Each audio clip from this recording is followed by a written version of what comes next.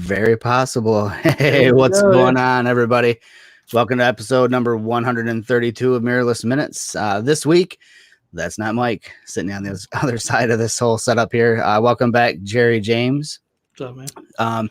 So Jerry was pointed out by my friend Shelly earlier that Jerry was on a year and 6 days ago today. So it's like happy anniversary, Jerry. Thank you. That wasn't the last time, though, right? No, I've I been think you might have on. been on once before, but I'm I've wondering been if we're on doing. since then. I've been on since Yes. then. I bet if we look, you're probably like on the 6 month schedule or something like that. Right. So anyways, I guess we'll kind of jump in tonight's show. We're going to kind of have Jerry talk a little bit about what he's been up to, what he's shooting, inspiration behind it, things like that. Because if you follow Jerry on Instagram, you'll notice that his work has shifted gears. And we just kind of want to talk about that. You know, it's always cool to see an artist flip the script, I guess, you know, and do something new. Right. But before we jump into that, I'll just do a little plug. I got a workshop coming up in April in Ohio at Hocking Hills State Park. I'm going to be doing that with Mark Miller, and the focus of the workshop is going to be waterfalls and wildflowers. Perfect time of year down there in Southern Ohio to be shooting wildflowers and waterfalls. It tends to be a rainy season. So I guess, you know, you could expect that hopefully it's rainy down there a bit for some of it so that the waterfalls are flowing. I'll have a link in the show description, or if you just swing up to the Mirrorless Adventures meetup page, it's over there in live. We've had a few people sign up already. Space is limited to 10, and we've had quite a few inquiries in the last 4 or 5 days. So this one might fill up really quick. It's a super affordable workshop to get into. So, yeah, maybe consider that. And I think a little bit later in the show, I'm going to do an image share of not my photos. I'm going to share somebody else's photos. And it's somebody who's not even on the show tonight, which is kind of unusual for us. So that'll be kind of a cool share, a little story behind it too, which is always fun. Right. But really, I just want to kind of kick back and talk with Jerry. I haven't shot with him in a minute, so at least I gotta. You've been hiding from me, man. I know. You know, I've been absent. You know, I've been absent and not showering. And for those who know me personally, you know the joke behind it. But so let's just jump into it and start talking about, dude, what have you been up to? You've been shooting completely different, like for the last 4 months or so. Right. I just been shooting what I feel like is driving me to be different. You know what I mean? Right. Like, I don't know. I just get tired of the same stuff all the time. So I just I got to step out and I mean, I've always done the night stuff.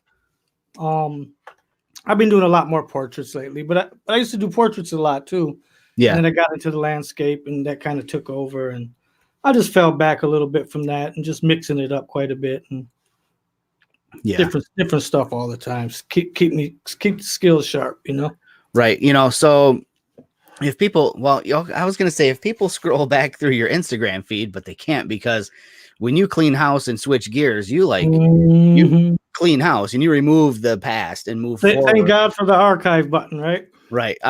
So Jerry, for those who don't follow him right now on social or new to following him, a lot of his work, or his body of work, was a lot of, you know, typical West Michigan shooting, you know, a lot of lighthouses, a lot of shoreline, you know, evenings at the beach, that kind of stuff, you know, beautiful work for sure. Thank you. But man, you've totally turned in a completely different direction. And you want to talk about like some of the stuff that you've been shooting and maybe what drove you to shoot those things versus lighthouses? Honestly, all the stuff you're kind of seeing now is what I started off shooting. Okay. And then this is where we got into the where we're going to talk about chasing likes. Yeah. Right. So when Instagram first started, I was shooting basically the same stuff I'm shooting now, except it wasn't getting any traction. You know what I mean? Yep. So then I started seeing the landscape stuff, the lighthouses and the beach shots, and everybody's like, "Oh, they're so beautiful," and they're getting tons of likes, and so I fell into that. Right. And then, you know, as time goes on and your fan base grows a little, and then people appreciate those images a lot more than they do pictures of dumpsters and stuff like that. You know what I mean? Right. So I just got caught up in it for a while. And then it finally got to the point where I was like, you know what? It's the rat race. Everybody's doing it. and I'm trying to just get back to what I originally was doing. Right. I'm happier doing that. You know what I mean? Right. Uh, Yeah, it's funny that, I'll be honest. So I think like the last 2 episodes of this show, maybe I talked about getting away from, chasing the next big shot. You know what I mean? And I know what I mean by it. right. You find yourself, at the lakeshore, but you're waiting for crazy storm clouds or lightning or just the perfect moment before you want to shoot that and share it, which means sometimes you miss out. And Right. and I'll admit, I've drawn a lot of inspiration on you being able to say, you know what, it's not about the likes, it's about what I like. And switching gears and shooting what you're passionate about. And it's kind of pushed me into that realm too. So I guess I should say thanks for that. It's kind of opened me up to have more fun. Right. So that's what it's all about, man, having fun. Right. And it was getting to the point where I would drive down to the lake and I'd sit in the car and I wouldn't get out of the car. Yeah. I would sit there and I'd be like, I don't even know why I'm down here. I'm not feeling it. I don't even feel like being down here. And I'd start the car up and leave. And I'd get out and not take one picture. Yeah. And then I'm like, yo, I'm wasting my time, Yeah. So. And that right there, I mean, just the fact that you are in a situation where you feel like you're wasting your time, that takes the love out of it. It discourages creativity. So you switched gears. We'll say you got back to your roots, with the portrait work. And we've talked about that in the past. You've been on the show and you've shared your portrait work, which is, everybody needs to go check out Jerry's Instagram and see his portrait work. It's on fire. But you've also pursued a different, like a different subject matter that's really cool. I'm hoping you share some of those images tonight. Let's talk a little bit about you shooting after dark. The night stuff. Yeah, for sure. Everything just looks so different at night. Who don't love neon lights? You know what I'm saying? Or just the contrast between lights and blackness. You know what I'm saying? Oh yeah, for sure. So it's just like, I enjoy being out at night. I've always been a night person. So I'm like, I just try to find ways to capture what I see after dark. Yep. And so it's kind of cool. You mentioned the contrast between, light and dark, and in some of your shots, I mean, that contrast is intense. And I didn't look at what you have queued up to share tonight. I'm just going to ask now. Please tell me you have the BP gas station in the queue. I think I put that one in there for you. Good. That shot, I told Jerry today before the show, I was driving home from work and talking with him on the phone, and I said, I want that as a print. I want to buy a print of that. I'll admit, for as much as I take pictures and for as many photographers as I know, sadly, I really haven't bought a print from anyone. And Jerry's is the first picture I think I've seen that I'm like, okay, I'm going to do whatever I have to do to get a print of this on my wall. And when he does the share here in a few minutes, you'll see what I'm talking about. But it's a perfect example of the contrast between deep blacks of night and just the bright colors of neon or, advertisement signs. It's super cool body of work. It's about colors, man. Yeah, for sure. And it's funny too, you mentioned earlier in our phone call conversation as well that you treat those images. You started off doing a lot of nighttime stuff like at carnivals and fairs that I saw earlier on, and you had this, it was like a teal and aqua or teal or, whatever, like a bicolor post-processing feel to it, cross process or whatever we call that. But you completely abandoned that for these really sharp, crisp, rich colors. How did you come across doing that? You kind of had a look and feel for a minute and you just said, I'm starting over. I'm doing something different. Well, how did that come about? There's a reason for that, because the orange and teal look, it's more of a trendy thing right now. And I kind of added my own little sauce to it a little bit, but it's still the same. It's basically still the same thing. Yeah. What I didn't want to do was get caught up in the trend. Sure. Because when the trend goes away, what are you going to do? You're going to follow the next one? Right. You're going to keep following other people's trends. You know what I mean? Sure. So I'm like, you know what? I edited those night shots the same way I do my portraits. And I was doing that with my portraits early on too. I'm seeing stuff online. I'm like, oh, that's cool. I got to try that. And then you start to see your work become not your work. Yeah. You know what I mean? It's a carbon copy of what's the cool thing to do right now. Right, exactly. And that changes all the time. Right. So I tell myself, yo, I don't want to be that guy. I want my stuff to be consistent. Sure. No matter what trend is out, Jerry's stuff's still the same. Right. And the cool thing about that too, though, is just like you said a minute ago, that you're treating your portrait work processing the same as you are the series of night shots. So when you talk about consistency, you're literally carrying consistency across two completely separate genres of photography. Right. And that's kind of, I think that's unique. I don't know that I've seen something exactly like that or anybody that's doing that kind of work. So that's right. Cool. It was difficult at first to get it figured out, but I think I got it. My portraits, I want my colors to pop and be vibrant. Mm-hmm. My night shots, I want them the same way. You know what I mean? You stop and think about that, people. So we're talking about shooting at night, and he's talking about vibrant and pop and contrast. And typical night photos generally don't have that. They tend to get a little dulled down. They tend to get a little washed out, and they have a little fade to them just because of how blacks are handled. So I'm guessing, or assuming, I was doing that at first, yeah, putting the fade in there. And I'm assuming though that, like, I mean, even straight out of camera, blacks they're not like the blacks that I'm seeing in your images. So I'm assuming that this is part of your process too, is you're richening and deepening blacks to just create like this insane contrast. Yep. So maybe on a future episode, we'll do something that I've been talking about Mike about wanting to do, is maybe do like this live post-processing thing. Maybe we'll get Jerry back on the show for sure. And have him share his screen, and we can watch this sauce that he's mixing up in Lightroom. It'd be kind of cool to watch that play out. It's pretty sweet. Right. So what do you say, dude? Let's share some of your photos. I'm kind of stoked on seeing that. I think that would be pretty cool. For sure. Let me figure this out. Don't screw it up, Jerry. Don't screw it up. Yeah, it's kind of tricky here, folks, so don't feel bad. And there we go. I'm going to give you the full screen. You see it? We are golden. All right. So me and my buddy Greg was riding around in the Heights one night, and we were just looking for, like I always look for colors that pop. Mm-hmm. And of course you see that door, or the red around that door. Yeah. With the gold signs above it. So I had to pull over and I just posted up and got this shot right here. This is a bar in the Heights called Schultz House. I'll tell you what, that is very Stephen King looking to me for some reason. That red door is just freaky. That's what caught my eye, man, when I was riding past. So, and then this is at a store on Broadway. That's actually my buddy Greg right there. Now, when you say Broadway, I know you were in New York this year, or this past year in the fall. Is this Broadway in New York, or no? Okay, just checking.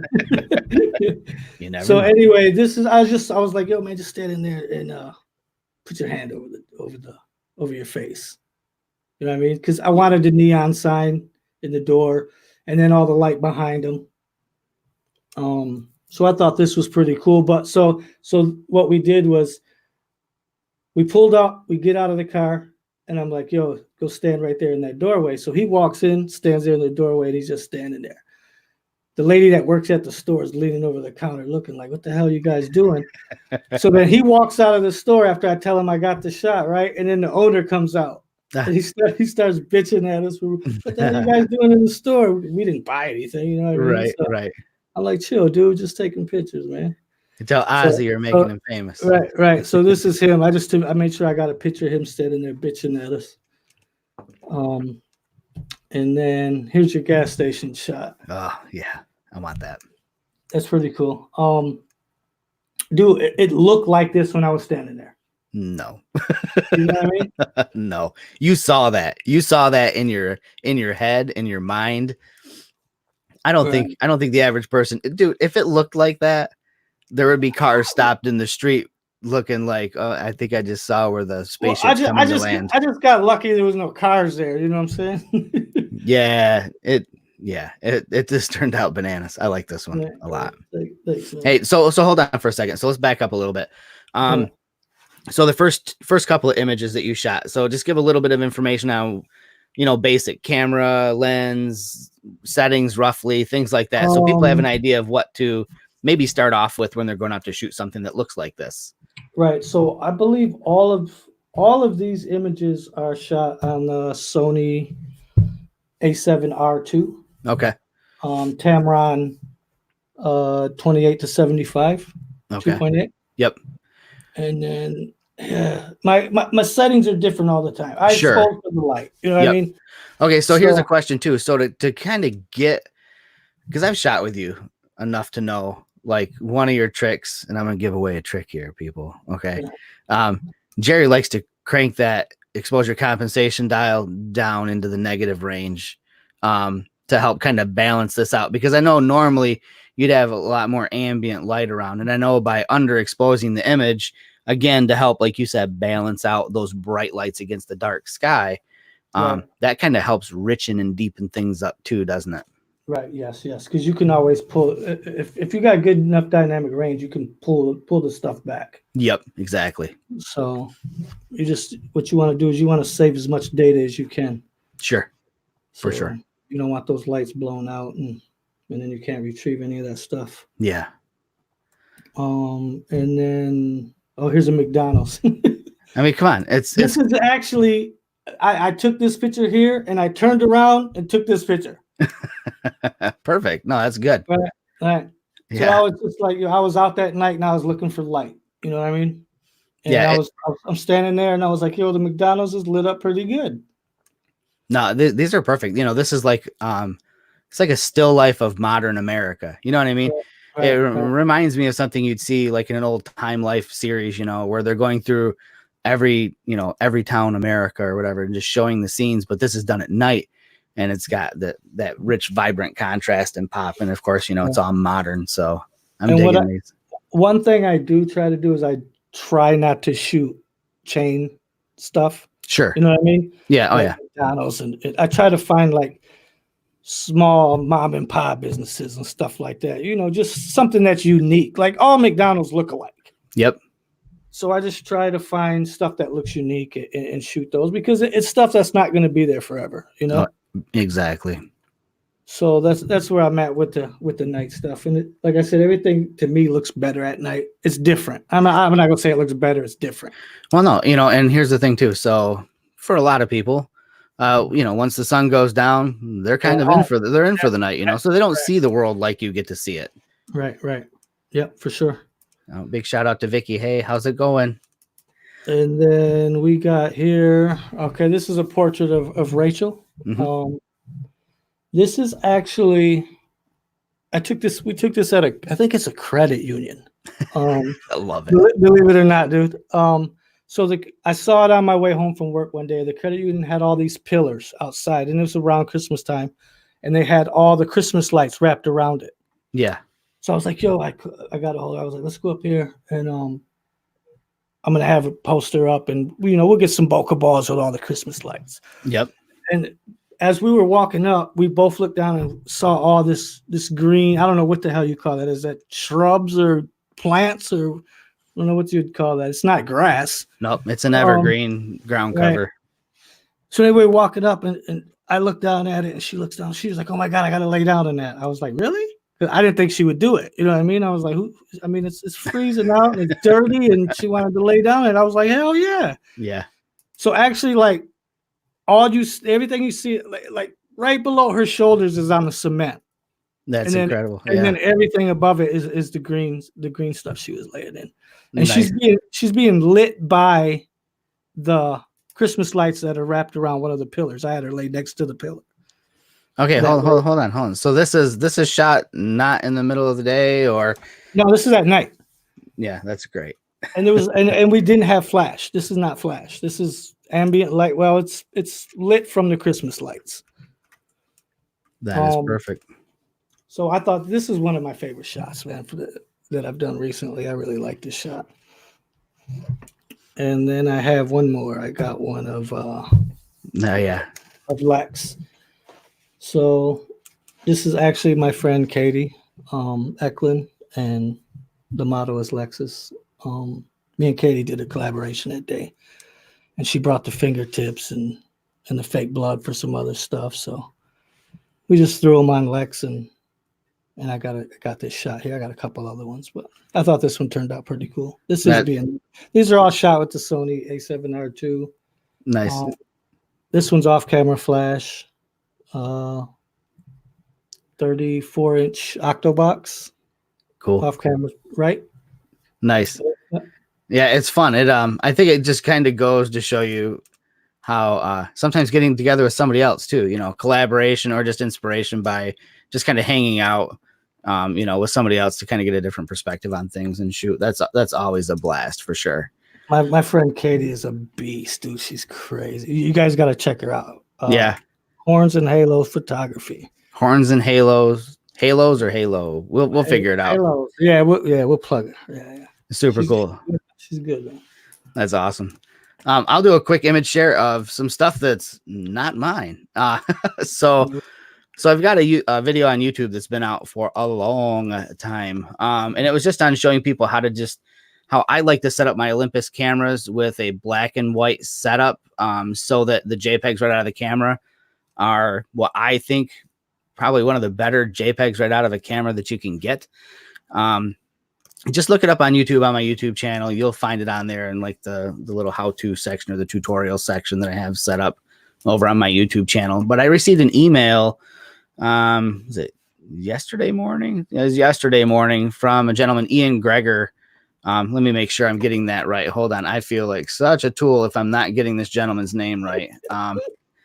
And I'd hate to be that guy. So let me see if I can. So he's from Derbyshire in the UK. And he was traveling to the Isle of Skye in Scotland. And he had come across my YouTube video for shooting in black and white and decided to give it a go when he was over there shooting. And so he was shooting with, oh boy, I probably should have written it down. It was either the EM5 Mark III or the EM1 Mark II. I'm sorry, I don't recall, but he's using the Nisi filter system and Vanguard tripod as well for these shots. But these are all just very minimal processing that I think he said he did on an iPad while he was traveling. And just, I love the richness and the contrast and the detail in the texture that you get with this. I'm not going to call it a preset. It's just kind of a custom batch of settings that you can do in your camera. And I find that those settings work great, not just in nature and stuff, but also like when you get out into cityscapes and things like that as well. And I just wanted to give Ian like a huge shout out for reaching out and telling me that, that he found my settings on my YouTube channel and he took them with him on vacation and got some pretty cool results with them.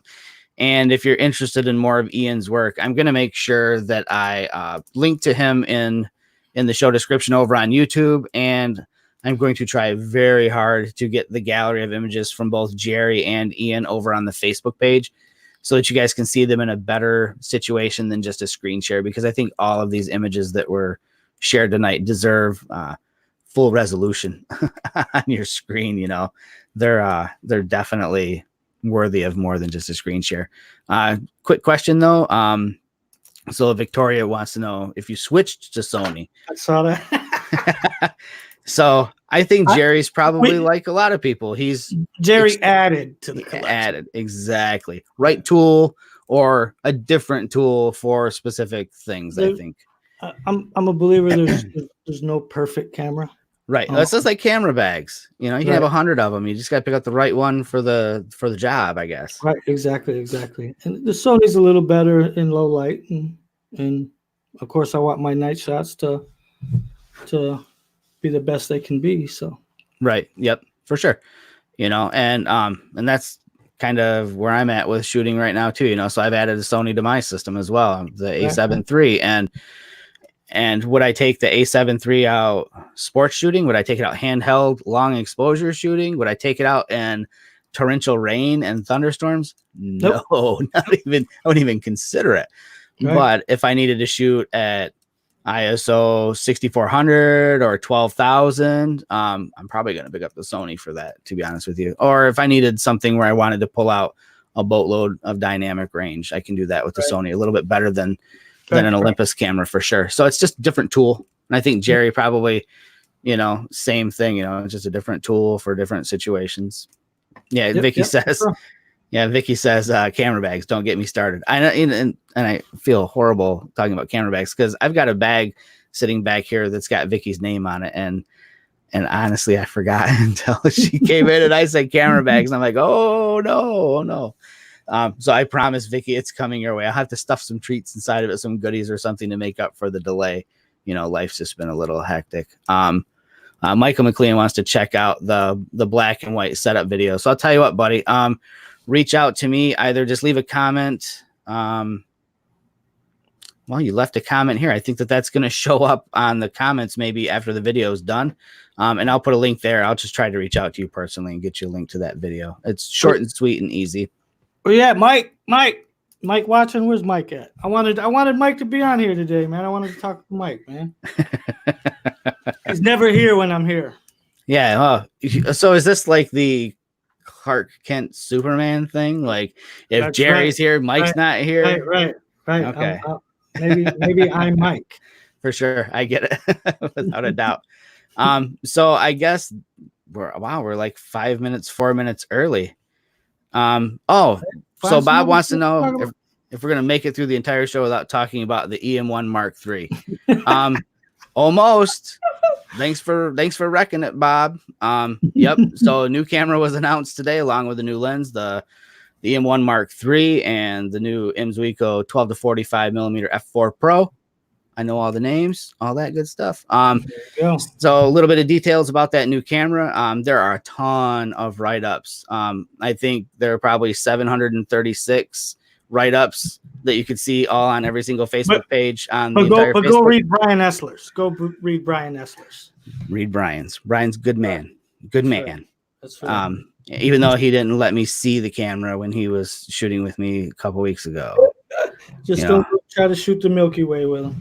Right. Yeah. Or the Northern Lights. Right. No, but so about the new EM1 Mark III, definitely some cool updates, compared to the EM1 Mark II. For people who struggle with focusing at night, the Starry autofocus is a bonus.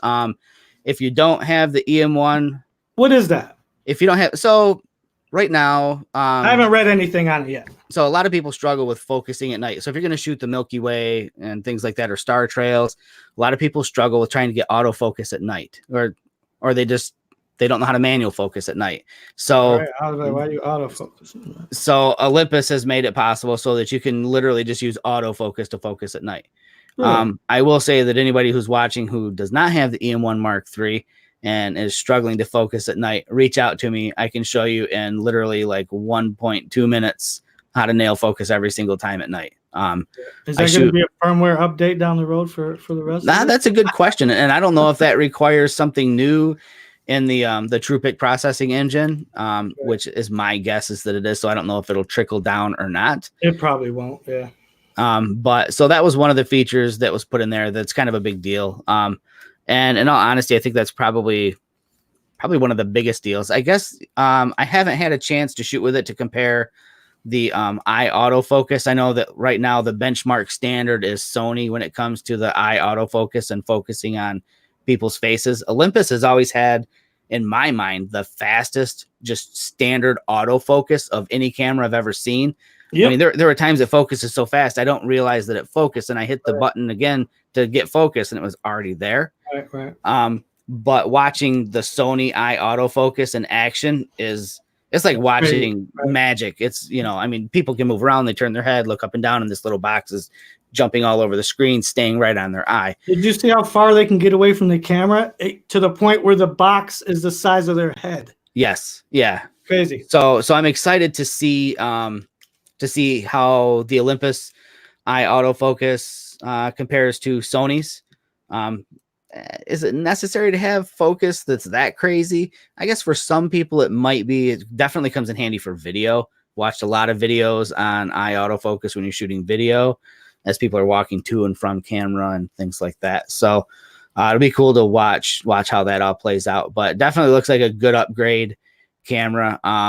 Especially if you're like an EM5 Mark II or an EM1 Mark I. This is a no-brainer upgrade. You should probably just make that move now and just get that camera. There's no reason not to.